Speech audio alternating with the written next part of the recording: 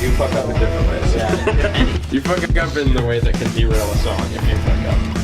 Yeah, but Now, in terms of composing, putting songs together, how does that go down with the foursome here? Usually it's me and Griff who write the tunes. Dill's chimed in a couple of times and we're still working on a few, and the same with Laurence. But yeah, like either Griff and I will kind of get together beforehand and kind of work out a tune or some lyrics that we have, and then whenever we get the chance to finally fucking rehearse, we work it out. We put it together. We put all the pieces together with the four of us, kind of. Cool. Yeah, a lot of the songs sort of take shape in practice too. You know, as Owen said, one of us will come up with an idea and we'll bring it to the group, and then collectively we'll all piece the parts together, find what works, what doesn't. Often new ideas blossom through that process as well. And it's kind of a trial and error thing. You know, we try what works and what doesn't, and then find out. Usually, you know, pretty soon. Like when we the first time we play it, if it clicks, it goes like, shit, that was amazing. We gotta do that again. Yeah. I have some specific questions about Mona. So I was checking out Mona today, and I noticed it is a bit different in vibe than the other live performances. And I saw Mona as a live performance online. It seemed the structure was a bit different than the other structures you guys have. I think you can attribute that to us not really knowing how to write songs back in the day. Like that was one of our very first tunes that we ever I wrote. really dug it. In terms of structure, as we said, that was sort of back in the early days, and we were trying to write songs a little differently back then than we are now, I would say. Was that more of a cerebral approach, or was that more out of a jam? That one was, I think, more methodical. We were really gunning for like just being thinking outside the box and coming up with our own sound, and also trying to just going off the seam of our pants. And discovering what our sound was. We really had no idea, and I think that's an element that's always evolving and always should be evolving. But especially back then when we had... It was us. It was just us playing guitars, right? Like we were trying to figure out what we were going to be or going to start being, I guess. Yeah. Cool. Yeah. Outside of Mona, I noticed that a lot of your tracks, they have kind of a dancey vibe. You're like an open book I found. Your tiny world turned upside down.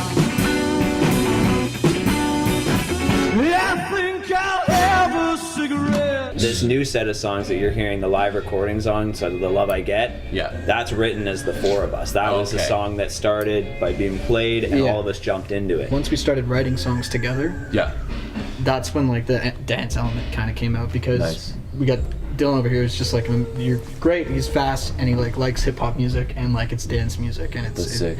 And that kind of underneath my influence of old 50s music, and so there is that kind of doo-wop element to it.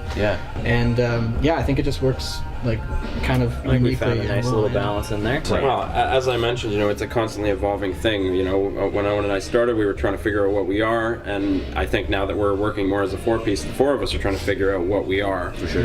Right? But not questioning it too much and kind of just letting it happen. And exactly, and letting it change too. Not turning songs away at the door. I think also when you kind of expand the band, you influence each other and also get better as musicians. We're all still pretty young, I'd say. I guess not, actually, but I'd like to think. But I'm 26. We're always getting better, and so the better you get, the wider the options are in terms of what music, and we all love all kinds of music. If you had to choose between, you could either only play live or only be in the studio doing records, what would you choose to do? Man, that's a tough one. For me, it's easy. The studio, for me, just because I find the creativity that you can achieve in the studio is just amazing for me personally. I find I'm way more creative when I have 100 chances to do something. That's not to diminish how much I love playing live, but for me, it's the studio. Yeah, the ability to stop and be like, oh, we should throw a tambourine on that one part and that one, you can't do that live, really. Yeah, for sure.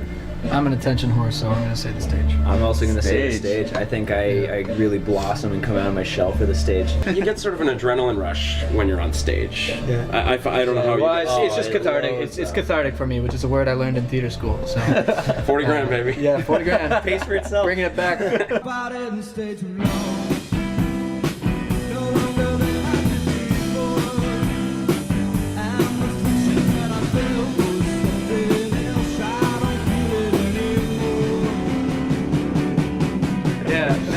but it truly is. It's like for me, I get to go out there and just scream into the microphone and break a string, and it's great. It's a good time. And where can people check you guys out? What's the best way to hear your stuff?